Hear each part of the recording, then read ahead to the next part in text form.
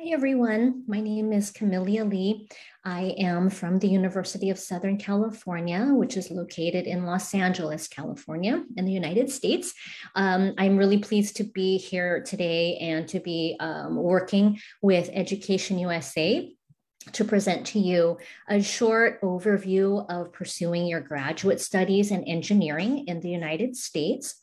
I'm going to go ahead and get started, and I welcome any questions that you may have along the way. And I'm going to give you a very brief overview, and I'm going to leave plenty of time for questions in the end. So no question is too big or too small. So please, any questions that you may have, I can certainly try to answer them to the best of my ability. So a little bit about myself. I actually am from the School of Engineering at the University of Southern California.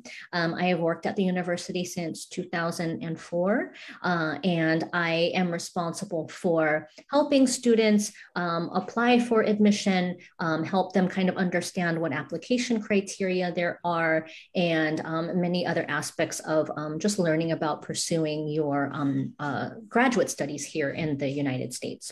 Okay, and with me today, I have my colleagues, my colleague Maria, who is here based with us in Los Angeles, and she's actually new, so she's going to be just listening in today. And my colleagues Ray and Zuhui, who are located in our Shanghai office. So maybe Ray, if you just kind of want to introduce yourself, and Zuhui as well, and then I'll go ahead and get started with the presentation.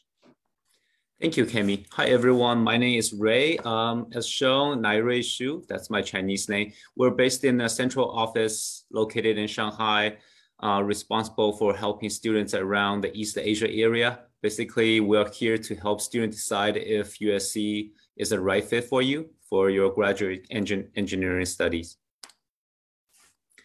Over to you, Zuhui. Thanks, Ray and Kemi. And hello, everyone. My name is Su Hui An, and I'm located in Shanghai office. And we are all happy to help every students in East Asia area to ask questions and contact us. And we're always here for you to get interested in USC. Thank you. Great, thank you so much. So I'm going to go ahead and just to kind of help a little bit, because the internet connection can be sometimes kind of weird when I've got the video on and everything else. So I'm going to turn the video off while I do the presentation, and then I'll turn it back on when I go to the questions afterwards. Okay, so I will go ahead and stop. Oh, you know what? I should introduce someone as well, Kin, who is one of our former students, and he has graduated from USC, will also be here to kind of talk a little bit about his experience as well. So welcome to Ken, and thanks for being here. And I'm going to go ahead and get started.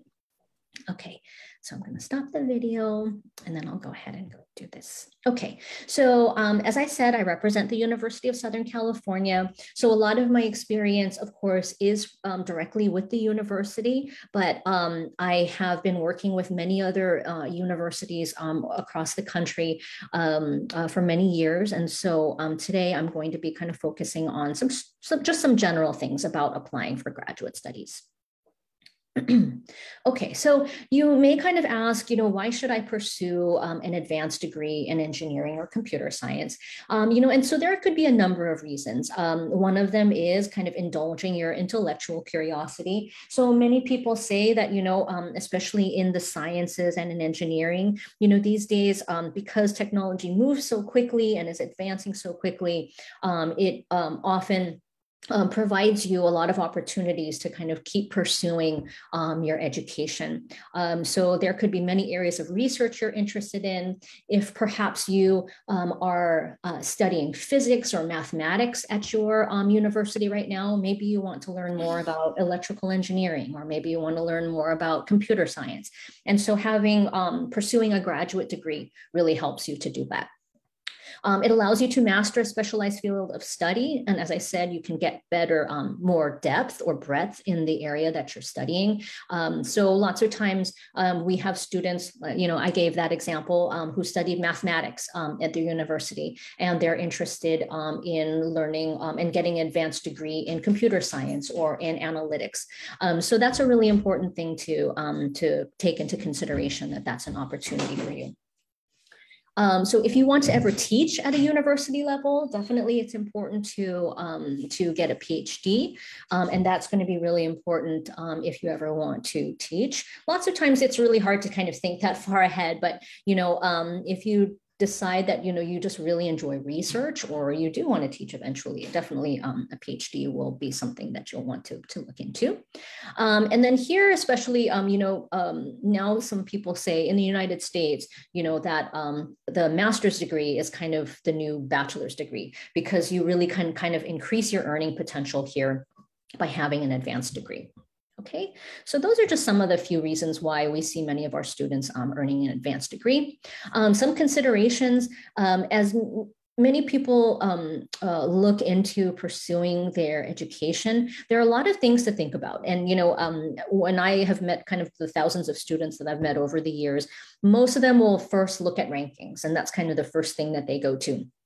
And that's, of course, important. But one of the things that I like to remind students of is also think about many things when you're applying to these various institutions. So you want to think about what courses they offer, because obviously you want them to be able to offer things that you are wanting to learn about. The admission requirements, so you need to make sure you have the proper background. If you're going to look at working with faculty members, you want to make sure that there's a match between what you're interested in and the interests of the faculty member or their research areas. Student life is really important. If you're somebody that really likes to get involved in activities, it's important to kind of look at what kind of student life there is at the university. I've visited many universities over the years, and some of them, they're all different. And so it's a really important thing to think about, because if you're going to spend a couple of years there, you want to make sure that you're happy there, and it's kind of something that's a good fit for yourself. The geographical location is important. I myself have never lived in a place that snows, but I can imagine that if I ever moved to a place that snowed all the time, it would be kind of a big shift for me. So give me just one moment, pardon me.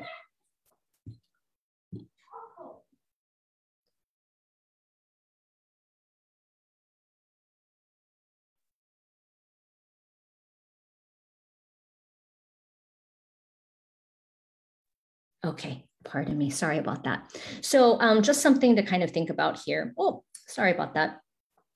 So the geographical location is really important, because you want to go someplace where that definitely offers you career opportunities, but not only that, just opportunities for growth culturally and academically. So please do kind of think about that as well.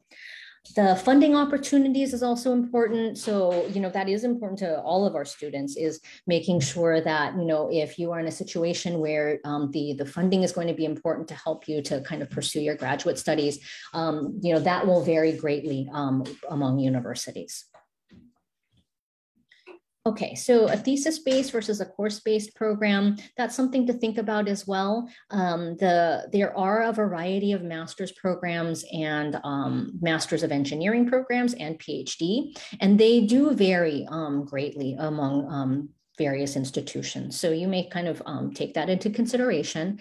There is the thesis-based versus the course-based programs, and that very much varies among master's programs as well.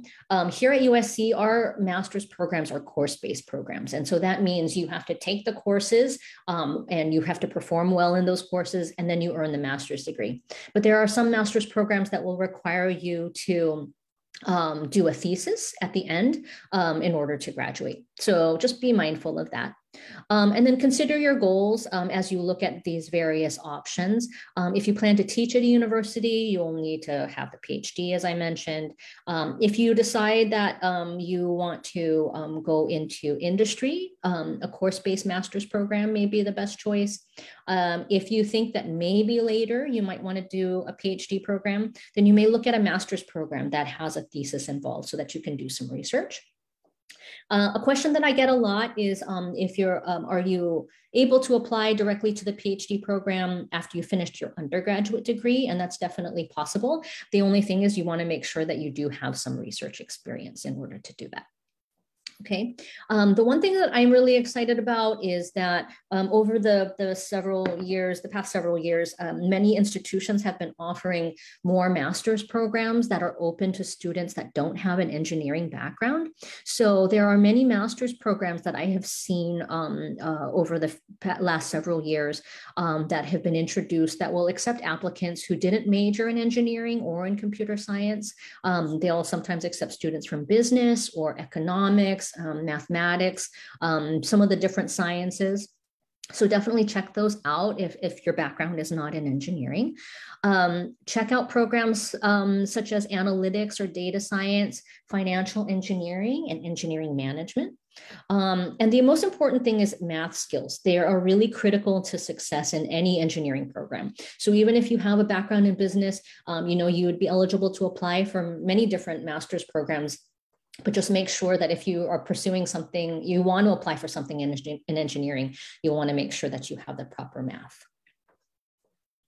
Okay, so the applicant profile, what all universities will look for is academic readiness. So the important thing to think about here is, and that's a question we encounter a lot, is that when you apply for any master's program, it's not just about the GPA that you earned, and it's not just about the scores that you get on exams or the institution that you apply for, but it's all of those things.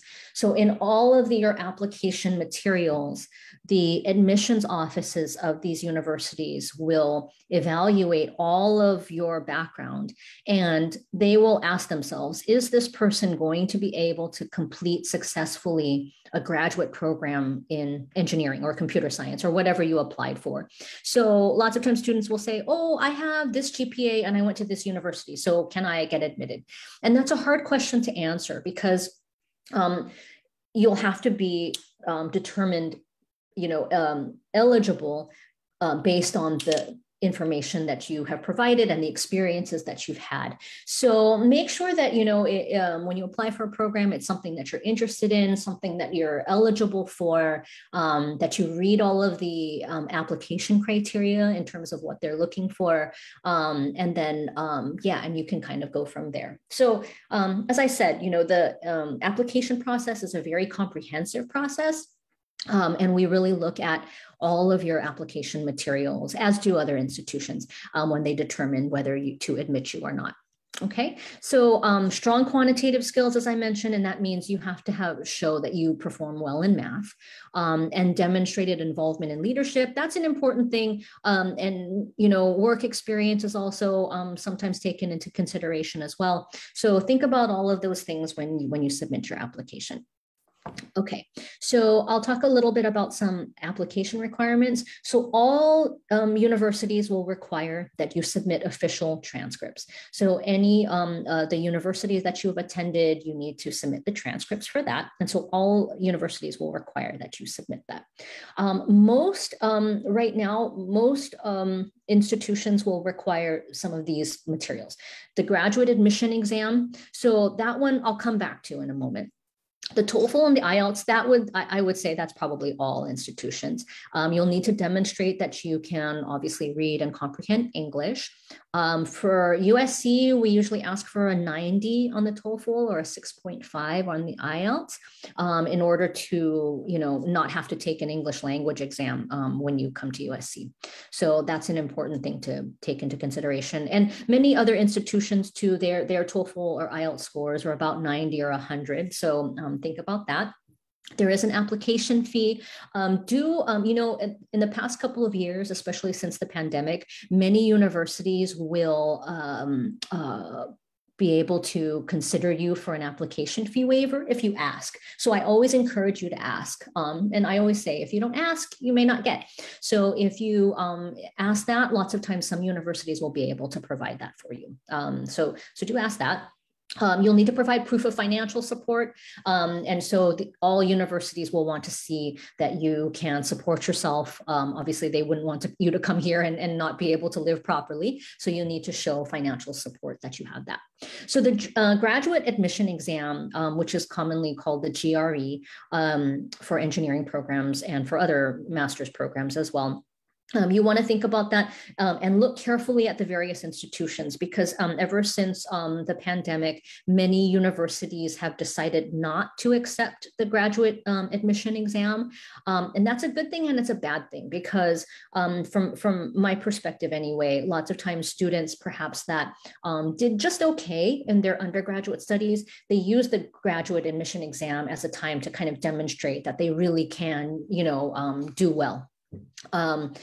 For students that already perform very well at the university, the GRE, they would probably perform well in the GRE anyway, but for them, it's nice because they don't have to take it.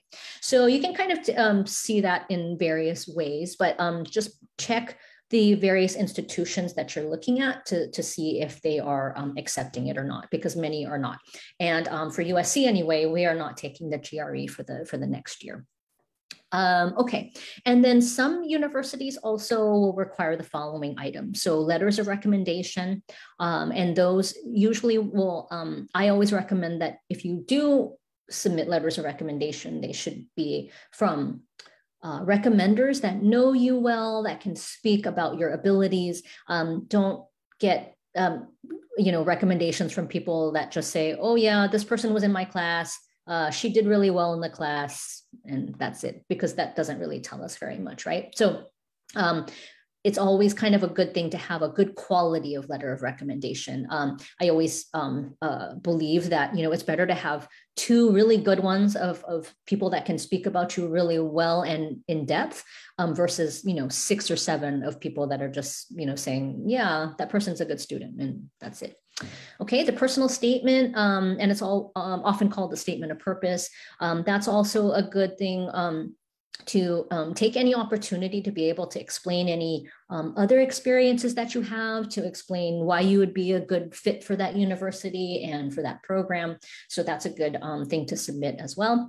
The CV and the resume, most institutions will require that. And, that's another opportunity for you to detail the experiences that you have and the skills that you have. Okay, and then research experience, that will always help you. And so always anything that you have that's related to the program that you're applying to, definitely include that in your CV or demonstrate that in some way. Okay, so just a couple more things. So the GRE exam, as I mentioned, just kind of take a look at that, because as I said, many institutions are not requiring it. But if you do take it, for those of you that are not familiar, there's 3 sections. There's the quantitative, which is the math, and that is very closely looked at if the university does take it. There's the verbal section and analytical writing section. So if you do take the exam, make sure you take it about a month before the application deadline. It usually takes about 2 to 3 weeks for the university to get the scores. Okay, so recommendations and essays. If it's optional, there's no penalty for not submitting them. But as I said earlier, if you have one that is good and thorough and that person can speak about your abilities, definitely it doesn't hurt. For PhD applications, most PhD applications will require that you have letters of recommendation, and that should ideally be from academic references. So that should be from professors. Academic letters are usually preferred over industry ones, but if you have somebody who supervised you at an internship or at a job where you were doing work that's related to the program you're applying for, definitely that will be considered as well. Okay, essays should be school and discipline and program specific. So, the biggest mistake that you can make is to kind of submit something to a university mentioning another university's name. So always make sure you review those thoroughly if you're applying to multiple schools. Okay, the cost and funding and scholarships. USC is a private institution, but there are many public institutions as well. Private institutions have more of an ability to accept international students. Public institutions, they are receiving funding from their state and from the government. So they have kind of a commitment to admitting students who are US citizens. So they have a little bit less ability to accept international students, whereas private schools have more of that ability. Scholarships, that is really important, and make sure you be always mindful of the scholarship deadlines. Scholarship deadlines generally are not negotiable. And if you're late by 2 minutes, many universities will not consider your application for scholarship. So always make sure, because those are so competitive, it's really important that you be mindful of those deadlines. Okay. And, one thing that's nice about a nice benefit for international students is kind of the work experience. So if you are an international student and you study in the United States, and especially in engineering or science fields, in the summer after your first year, many students will get an internship that's related to their field of study. Oftentimes they are very well paid, and it helps, students to kind of support the cost of their education. And then after you graduate, you would be eligible for what's called OPT, which is optional practical training. And that is another internship that allows you to stay in the United States and work. And if you're studying one of the engineering or science fields, then you can stay here for even longer than in normal another program. Okay, so just kind of think about that.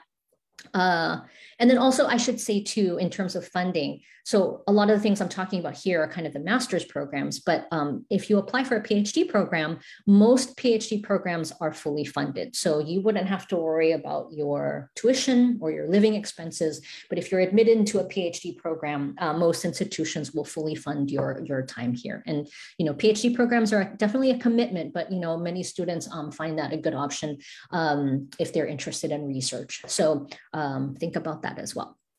Okay, so career opportunities, I kind of mentioned some of that already. The OPT STEM extension is kind of what is offered to students who are studying here in the United States. And if you're studying engineering or computer science or something in the sciences, that's something to take advantage of. Okay, so as I kind of wrap up, and then I'm going to go, hopefully if that's okay, Kian, I'm going to go ahead and pass it on to you to kind of just share a little bit about your experience, if you don't mind. But I'm going to just kind of talk about a few of these last things. If you decide to kind of explore more and you're interested in taking next steps, definitely visit some campus websites and see more about the programs and the admission criteria. Get some research experience if you're considering a PhD program later. If you're going to take the GRE exam, if the university that you're thinking about is requiring that, definitely do that. Sign up for mailing lists and attend information sessions, just like what we're doing here. Connect with university representatives. And of course, now that those of you are on this session, if you have any questions, I'm going to put my contact information in the chat in a moment. And so you can always contact me or my colleagues later if you have questions. Research the funding opportunities. That's definitely important. And then prepare a timeline for applying. I have a colleague who always says, applying for graduate school really takes organization and it takes planning ahead, and then creating that timeline really helps. And then of course, working with Education USA. And I definitely want to say again, how fortunate I have been to be able to work with Education USA over the many years. They are definitely a wonderful resource. All the staff at Education USA is always there to help you. And, I really applaud all the work that they have done. So that is all that I have in terms of slides, and I welcome any questions that you might have. But right now, if I can, perhaps I can turn it over to Ken, who can perhaps say a few words about his experience here at USC.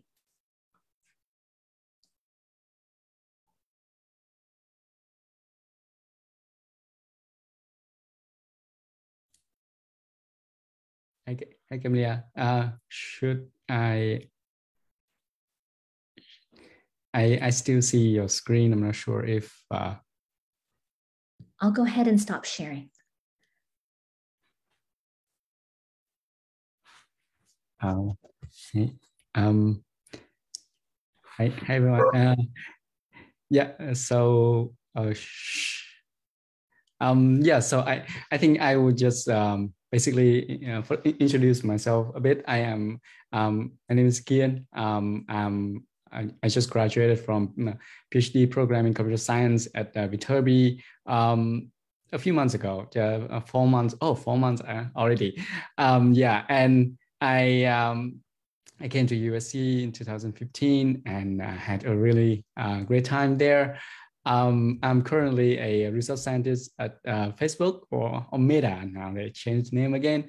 And still doing other working in an industry, but still doing research on privacy and location data, which was what I did during my PhD program at USC.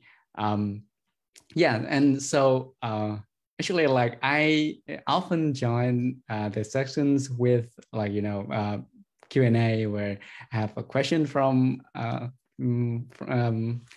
people joining the session. So I don't know exactly what I should say if I just say it like this.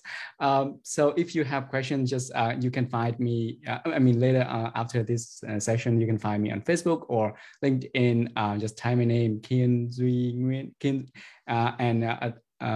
and my profile probably pop up. So I can answer your questions afterward. But yeah, so I think because my experience is mainly in PhD program, and so I would say I would talk more about that first, and then probably expand a bit to what I know from about the master's program as well. And so first, I would say, and this is the thing, another professor in another university told me when I came to USC, he told me that, oh, doing PhD, that would be great. Like you don't have to worry too much about a lot of things, and you can actually focus on your research. And that what the PhD program at USC was about for me, where basically I learn a lot from everyone around me, and I never have to worry about, if I have funding for this semester or next year, because from the very first day, orientation day, the computer science program, they already said, oh, you don't have to worry about funding for next 5 years. So focus on your research. And then I started with some classes, which is not very unexpected, but I was a bit because I thought that I would start doing research right away, but no, everything started with classes so that we get some basics, and then the classes.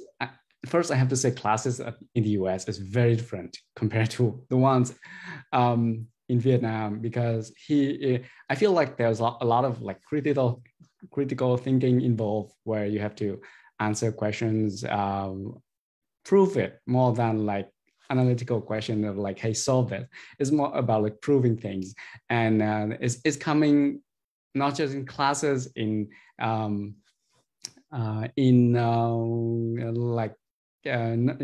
of course in research, but also when talking to people, like talking to other students, they will ask a lot about like, what do you think about this and why, the question why coming up a lot. And so just a heads up. Along the way, I met a lot of good friends, good teachers. And actually, I also interact with graduate schools, GAP, quite a lot about, and I learned a lot about the support that the graduate program have for both masters and PhD students that I didn't know. And the biggest thing is probably like the part of getting involved with the services, with events, activities, and networking at USC for masters and PhD students, that I thought that it would be mainly from schools, from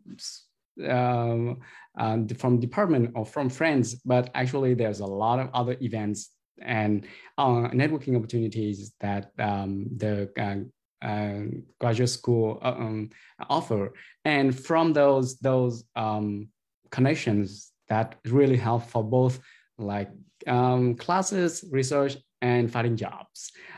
So those are the things that I really appreciate. I didn't know it from the, I mean, this is very, again, something very different, I think, from the graduate school in the US and in Vietnam, where in Vietnam, I think it's mostly cost-based, and you finish that, you get a degree and you're done. But here, the network is so important, and USC is top, I don't know, top 1 or 2 about that in the US. And that's what I saw whenever I look at like any company, almost any company, big company, of course, there would be like a lot of USC alumni there. And I just need to ping them, and they would like, oh, hey, sure, you want to talk? Yes. And then they from there, if you are interested in like internship, they very likely to like most of them very happy to refer you to different positions. If the same apply for full-time job. And a lot of them, because I contacted them initially about with like research questions, and they talk, they explain a lot that I didn't, a lot of things that I didn't know.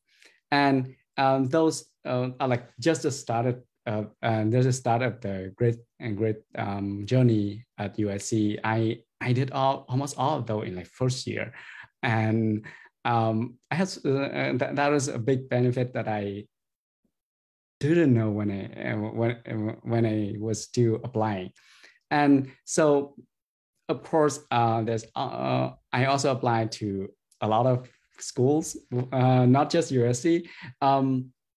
And I think there are a lot of things Camilla already covered, and I just can say that basically when we apply to school in the US, we often look at the list of ranking. I don't know, news, US news, higher time education, something like that, and look at, oh, this is top school and something. And it depends. Some people aim for top 10, some people aim like, I don't know, 50, 60, 70s. But that, because I also mentor a few Vietnamese students even right now. And I think the biggest mistake is probably that just focus on the list. And the schools of each, so the list is too general. The school in each school, in each university, the schools are different. In each school, the different department are also different. And there's other things that they didn't say in that list of like the networking things that I just said, that basically if you are an USC alumni, go to anywhere, you would find one. And there's Vietnamese alumni, USC alumni as well, of course. Yeah, and when I apply, I got 2, 3, maybe let's say 3 offers from different schools. And after talking, I mean, the main reason I go to USU is because of my advisor, because I am in PhD program, so advisor is probably the most important thing, and I like it. And every single year I look back, like every single year, like, oh, what a great choice that I made. So if you have different offers, especially for the PhD program, I hope you look at that personal connections, the feelings that you have with your advisor a bit more than just like, hey, this is a good school, this one is higher in the rank of the other, and something like that, because that's the person you probably work with for a long time. And but for the master program, also at USC, I work with different master students. And so you don't know what you want to do when you go to PhD program or master program, but then hopefully you can find along the way, there's a lot of support that I hope if you come to any school, not just USC, look at the support. And those they'll open up a lot of opportunities, and not just in school, but also right now I still having it when I'm working. And so just come back to the session today. As I said, I often have questions coming from audience, so I don't know what to say after this. During this, I just like say whatever I think of. And just one last thing is that when you apply for graduate school, I really hope you look at it after, like what you want to do or what you can have after the grad school. Instead of like, hey, this is what I want to do in grad school. Because a lot of my friends, things happen in grad school are very different compared to what we expect, even my own direction. And for master program, it's often, it's very, very competitive to get scholarships or like full tuition, something like that. But after like a year, if you go, if you get a good job, after a year, it's all paid off. And for PhD program in engineering, is almost everywhere it should be fully funded. And so if you're thinking about PhD program, don't worry too much about that. I think that kind of thinking is something that very different when I was applying and now. And so hopefully that would help if financial situation is something you consider. Yeah, thanks. Thank you so much. And it's always a pleasure to hear from you and your experience. And I do see that there are some specific questions for you. So I'll go ahead and then let me kind of go through those. But that was really valuable. And I really appreciate all the work that you do too, and mentoring students that want to come there, because I'm sure they learn so much from your experience. And, you have similar shared experiences when they, when other students want to study here too, which I can kind of see here in the chat. But let me do this. I'll answer some of these kind of specific admission related questions, and then Ken, or I should call you doctor now because you're a doctor. We can kind of have you answer many of those questions. I can see many people are interested in kind of your experience and then how you accomplished many of the things that you did. So maybe I'll answer some of, you're going to leave the easy questions to me. So I'm going to do this part. The first question is, does your school offer online masters of programs in computer science? So we do offer many of our master's programs online. For students that are not located in the United States, you will have to kind of go through a certain process though, because when you do the online programs, they want to make sure you have the proper internet connectivity. And if your program requires that there's an exam, we need to make sure that there's somebody there that can administer the exam for you. And maybe Zuhui or Ray, maybe you can kind of put the link to the Masters of Computer Science program link in there, and then they can see the admission requirements. The second question is, do you require the GRE for your master's program? So for the coming year, on the coming application cycle, we are not requiring the GRE, and so you won't need to take that for that. But in the future years, I can't guarantee, because many of the schools are now evaluating whether to accept it or not. But definitely for this coming year, we will not be requiring it. Question number 3, do you have support for students to find internships and jobs while studying and after graduating? That is a great question. So the thing that Kian mentioned that I think is great is that there's a great network here at USC. So there's students that have graduated, there are other students that there's professors. Definitely the networking component and really the relationships that you have are really important.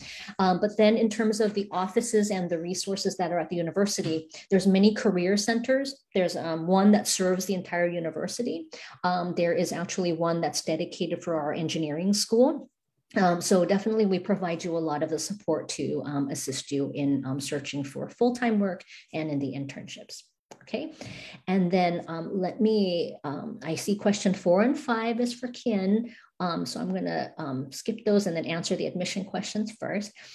Question 5, what admission criteria will admissions panels look at on an application? So generally, kind of as I talked about earlier, they're going to make sure that you're academically ready for the program that you're applying for. So for master's programs, they're going to look and make sure that you have taken all of the coursework in your undergraduate studies, or if you had another master's degree, they want to make sure that you have the preparation. So if you're going to apply for computer science, even if you're an exceptional student, they want to make sure you took the proper coursework to succeed in computer science. They need to make sure you're very good in math, that you understand algorithms, things like that.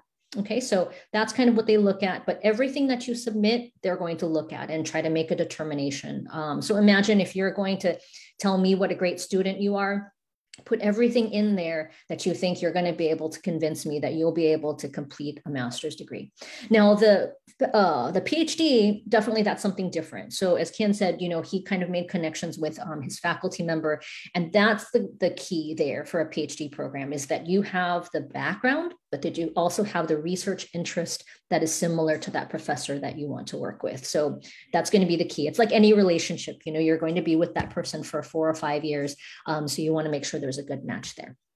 Okay, so question 6, do you offer any financial aid to international students? So yes, so if you're a PhD applicant, if you get admitted, definitely they will provide funding for you. For master's programs, yes, we also have some partial scholarships. They usually don't cover the full tuition, but it can be up to 50% of the tuition.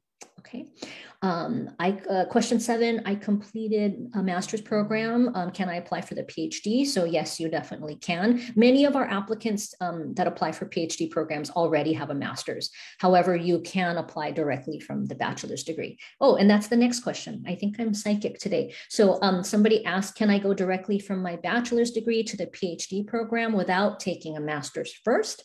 And the answer is yes. So the key there, and then Ken can probably speak to that as well, but you do need to make sure that if you do that, you had to have some experience in some research. So you'll need to demonstrate that. So if you have a professor that can speak about a research project that you did with him or her, that's important. But yeah, so we encourage you to apply, but you should only do that if you have had some research experience first.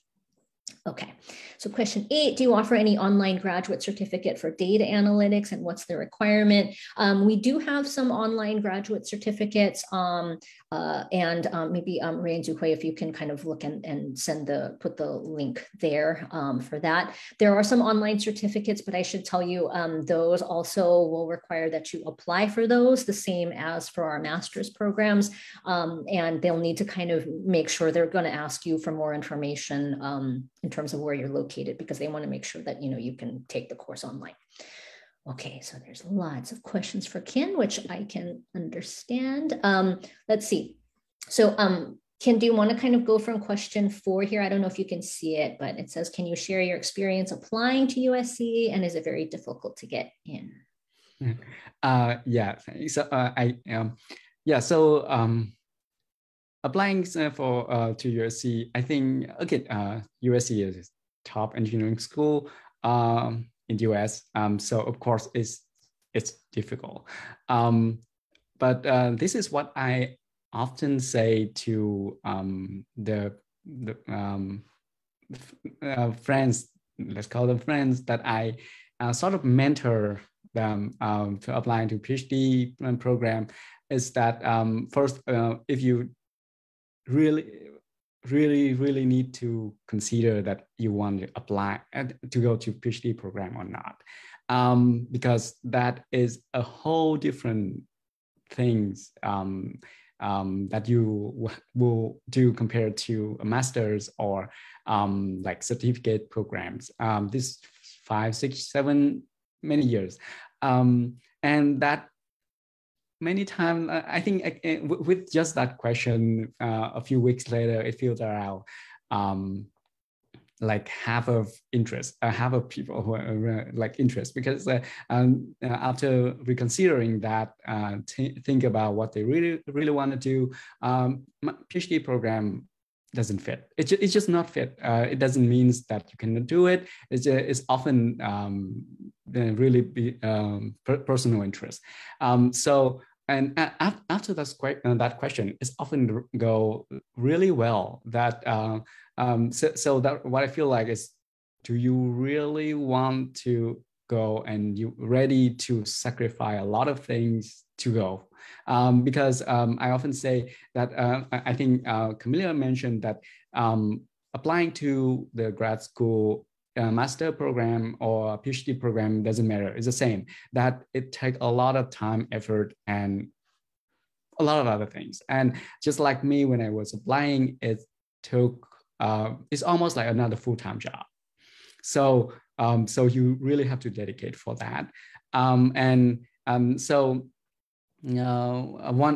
once you are kind of like choose to do it, I often see people do it really well, because after that, when you can get your like mentally ready to do it, and then you have good guidance from a lot of different, like me or others, people who like in Vietnam, there's a lot of programs that really want to help people, Vietnamese students, to go abroad. They have a lot of resources, and so once you have that, like time, that's all yours. I also see people do it well, really well. They're not just going to US, Canada, other places, France, something like that. But yeah, so it's difficult, and it's mostly difficult at the first step of like saying, do I really want to go? And after that, once you really nail that question down, I often see people do really well. Yeah. Okay, great. So I know in the interest of time, we are going to end the session at about 7:30. So I'm going to go ahead and maybe I can kind of ask these couple of questions and sort of combine them, and then maybe you can kind of Sure. But it says there's a couple of questions here. You have experience studying in Vietnam and in the US. Can you share the differences between the two systems? There is another person who's asked also how you found the academic advisor. How do you find the current academic advisor is the right person for you to work with the PhD program? And then how long did it take you to finish the PhD program? Yeah, so if you don't mind kind of covering those, I hope that that's not too much. And I will try to answer it shortly, but you know, these things are often not easy, and it's not applied to every cases. So I think let me see, the first question is about let me see, I will answer what I remember first. So how many years does it take? PhD program in engineering is often 5 to 7 years. It depends. I think median or average is about 6 years. So and it took me 6 years. So I consider it average, and it's really very. And I think that the drop rate is also 40% or something like that, just because people found other opportunities, not because they're so bad that they couldn't finish it. No, I haven't seen it. Yeah, so that's the first thing. The second thing about choosing advisor, it's really, it feels to me like, oh, do you like this person or not? And liking is, it's really difficult to say like, oh, I like this person, or I don't like, I like this person more than the others. So once you talk with your potential advisors, and you feel like, oh, yeah, I like this. I think I can work with this person for like 5-6 years. And then I think that's the most important questions. And then if then you go down to easier questions like, hey, does interest match? Does is it like a famous professor? Does the professor has different students from different countries? Does it has like enough funding for you to support them? Things like that is easier to, it's more quantitative to say. But yeah, I think for me, it's like, do I like to work with this person? And talk with one or two, and then probably not. And then I realize, oh, this is, and talk to this person. Oh, this is what I'm looking for.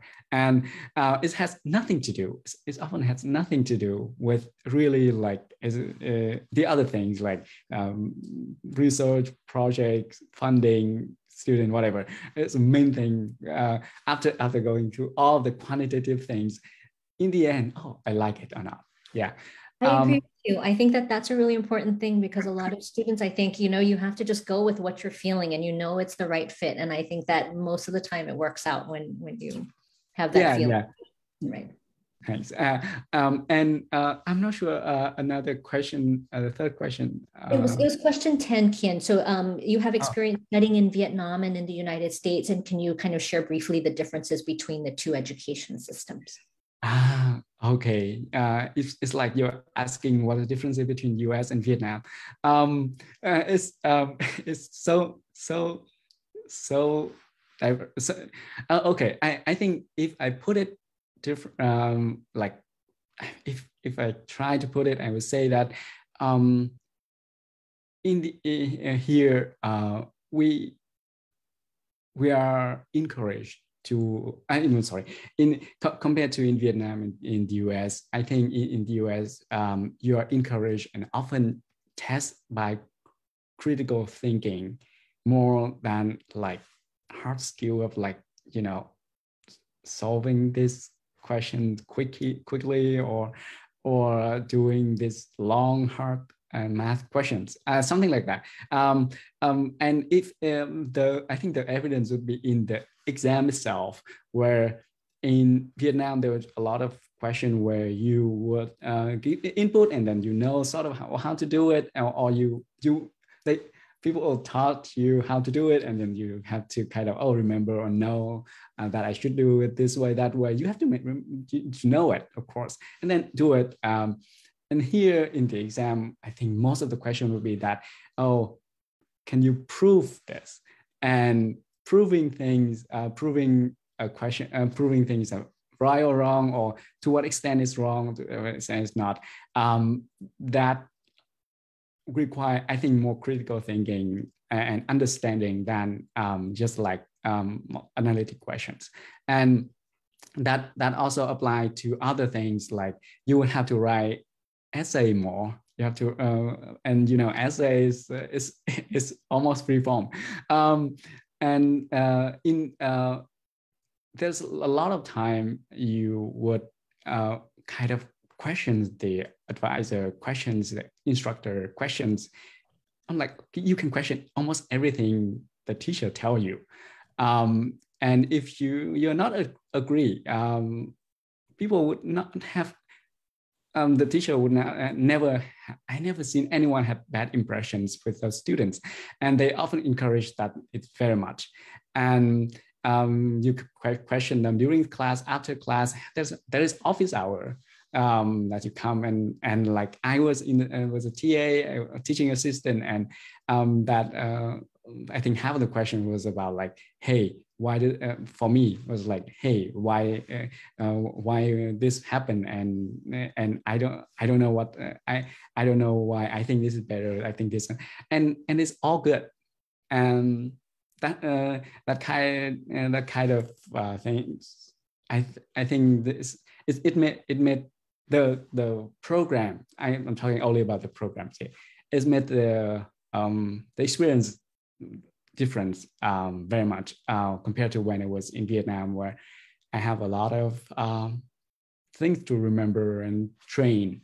But outside of that, is it even more, the difference is even more. I can just only say that, as I mentioned before, that the school are really supportive.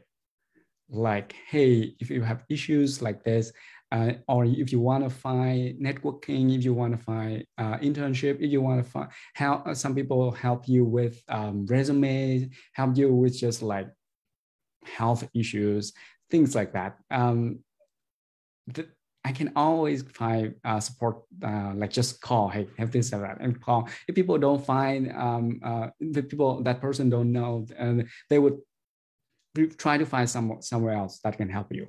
And that support extend to a lot of different aspects of life. And of course, expand to like outside of school when you go to internship, jobs, and networking outside school as well.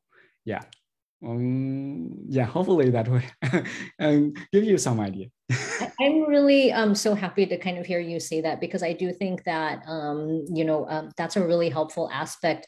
That's a very big difference when you come to the United States. And I know that that's what many people appreciate too, is just being able to kind of have these open discussions about things, really addressing many questions that students have that maybe in certain regions or from where they come from, maybe that's, not kind of what environment that they come from. So it's really helpful and really nice to hear that, that you've kind of been able to appreciate those kinds of things.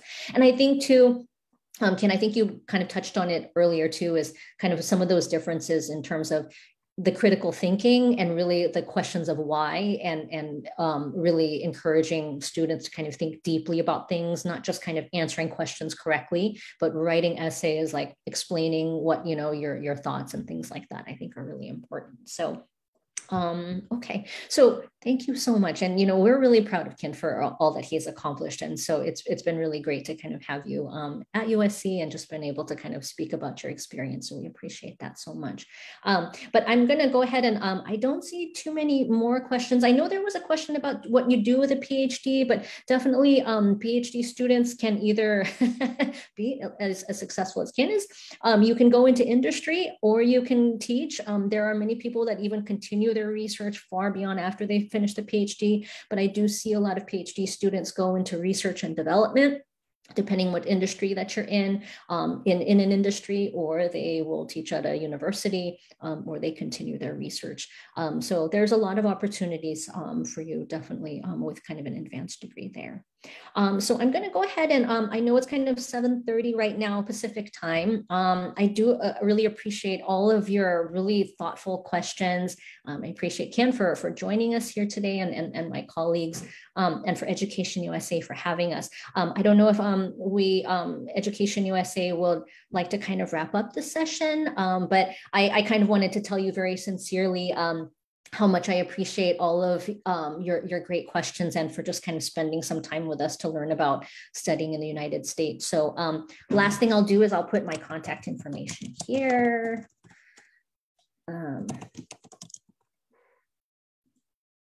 There's my dog, sorry. So there's my contact information if anybody has any questions further. Everybody can listen to my dog. He's excited about everybody here. So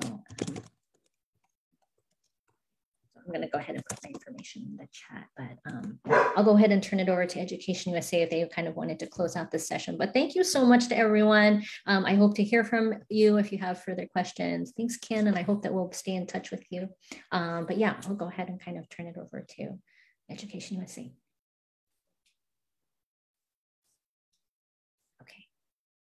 Okay.